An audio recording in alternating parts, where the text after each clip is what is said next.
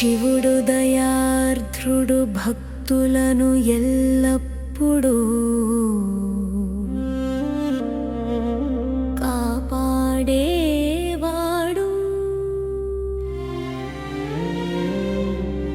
జటాల్లో గంగ మస్తకంపై చంద్రుడు, నాగాభరణాలు బూడిదతో పూసిన దేహం.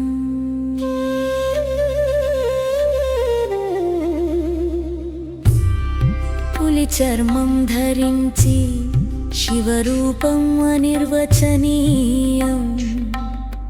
పార్వతీదేవి ప్రియ భర్తగా శివుడి స్థానం. త్రిశూలం డమరుకం శివశక్తి సంకేతాలు. గణపతి నంది కార్తికేయ వంటి గణాలు ఆయనతో కలిసి ప్రకాశిస్తారు. బ్రహ్మ విష్ణువులు శివుని ఆరాధిస్తారు. శివుడు సృష్టి స్థితి లయలకు ఆధారం. అజ్ఞానాన్ని మాయాంధకారాన్ని తొలగించే కరుణామూర్తి.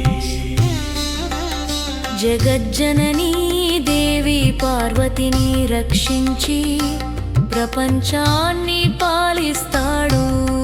శరణు వచ్చిన వారి బాధలను తొలగించడంలో శివుడు ప్రసిద్ధుడు. భయపడిన దయ కోసం వేడుకున్న భక్తునికి వెంటనే రక్షకుడవుతాడు. ప్రపంచపు బాధలు కష్టాలను తీరుస్తాడు. ఓం నమః శివాయ. జపించిన వారికి శక్తి ధైర్యం అందుతుంది. మనుషులకు శక్తి ఇచ్చేది శివుడే,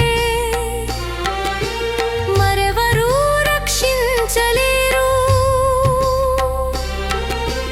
ధనం ఐశ్వర్యం అనుగ్రహించేది ఆయన కరుణ.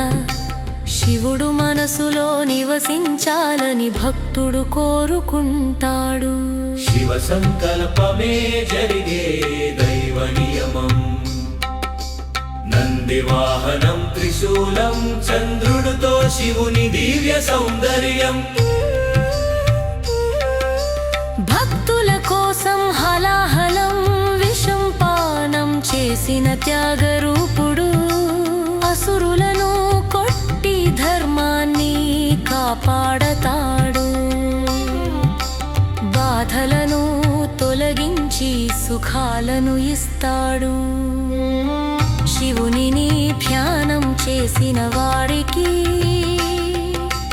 కష్టాలు తొలగిపోతాయి. శాంతి సుఖం వస్తాయి. భూత ప్రేతాదులు దూరమై భక్తుడికి రక్షణ లభిస్తుంది. శివకరుణ వేగంగా అందుతుంది. రాత్రింబవళ్ళు ఎదురవుతున్న కష్టాలను తొలగించమని భక్తుడు వేడుకుంటాడు. శివుడు దయాడవాలి, జ్ఞానం వివేకం ప్రసాదించాలి. తన శరణాగత దాసుని ఎల్లప్పుడూ కాపాడాలి. శివుడు దయతో దుఃఖాలను తొలగిస్తాడు. భక్తి మోక్షం రెండింటినీ ప్రసాదించగల మహేశ్వరుడు. ప్రతిరోజు శివ చాలీసా చదివితే కోరికలు నెరవేరుతాయి. కుటుంబంలో శాంతి ఆయుష్ ఐశ్వర్యం పెరుగుతాయి. నిత్యం శివ చాలీసా పఠిస్తే శివుడు భక్తుని సమస్త కోరికలు తీర్చుతూ అప్పటికప్పుడు రక్షణను అందిస్తాడు. శివుడు దయతో దుఃఖాలు